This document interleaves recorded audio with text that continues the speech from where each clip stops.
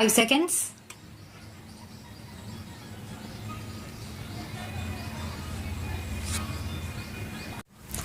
Sir, I rise to support the demands that have been placed before the House by the Home Minister.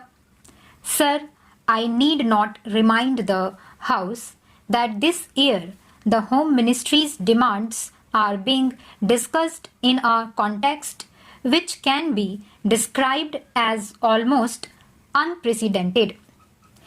It is for the first time that we are discussing the demands of this ministry after the country passed through the period of the emergency that rocked the very basic structure of the constitution and our policy and made the common people of our country realize what they have lost with the eclipse of their fundamental rights and freedom.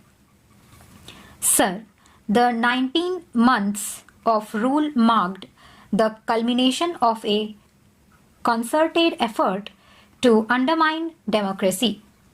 Those who wanted to destroy the democracy and convert our system into a totalitarian system had looked upon the Home Ministry as the main instrument for forcing their will on the nation.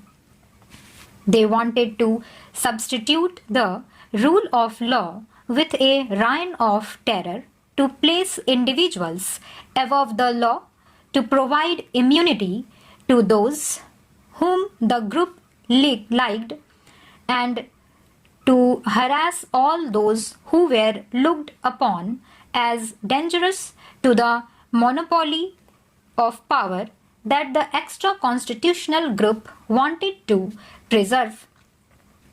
The then Home Minister was himself a captive of this group.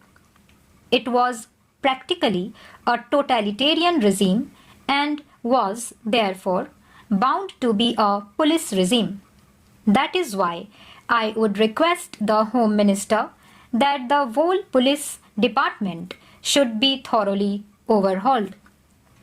Sir, I do not want to take the time of the House by listing the various agencies and organizations that were set up in the police department and the home department during emergency, and before that I also do not want to take the time of the House in describing the fabulous amounts of money that had been placed at the disposal of RAW and other agencies.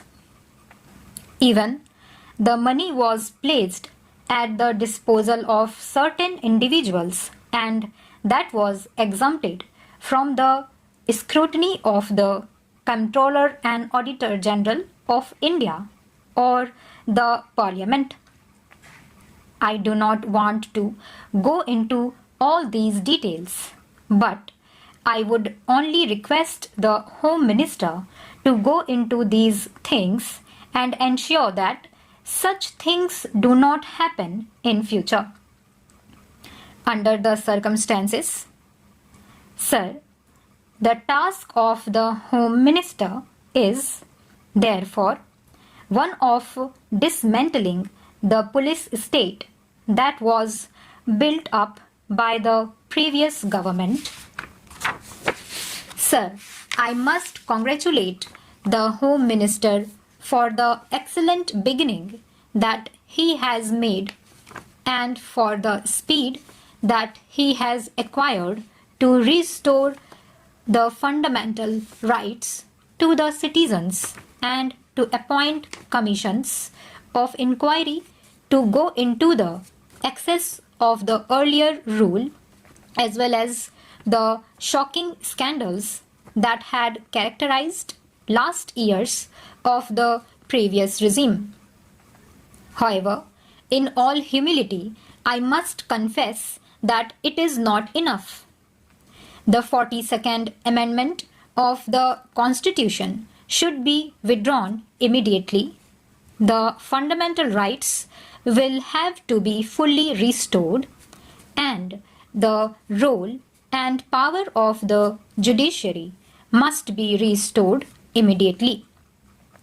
Then, the necessary correction in the attitude of the police cannot be achieved if, at this moment, we do not differentiate between those officers and men who acted on instructions and those who went out of their way to trouble and harass people during the earlier rule. If we do not differentiate between these people and do not give to the guilty exemplary punishment that would serve as deterrent and corrective, we would not be able to reorganize the police department. Now, I come to the area of general administration for which the Home Minister is wholly responsible. Our public offices have not earned a great reputation for efficiency. Public petitions and letters remain unanswered and under consideration for months and months together. Public petitions and letters written by the public representatives, councillors, legislators, or members of parliament, even to the ministers, leave aside the officers, remain unanswered or under consideration for years together. Sometimes we do not get a reply at all to our letters. Our people have to suffer because of this. We hope the Home Minister will see that these public offices function efficiently. Even after 50 years of our own government, these public officers, especially officers like block development officers and the public officials, do not behave properly, and they even behave very badly with the public. The Home Minister should look into that so that the public officers behave properly and in a manner as to instill confidence in the people that it is their own government which wants to serve them and not to terrorize them. Within the time you have given, I want to draw the attention of the Home Minister to a very important matter. I know the law and order is a state subject. Honorable member was telling that our Home Minister has encroached upon this state subject.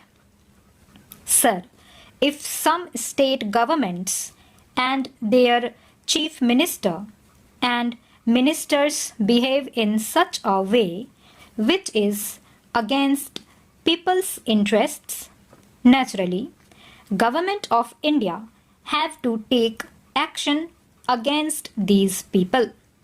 Stop.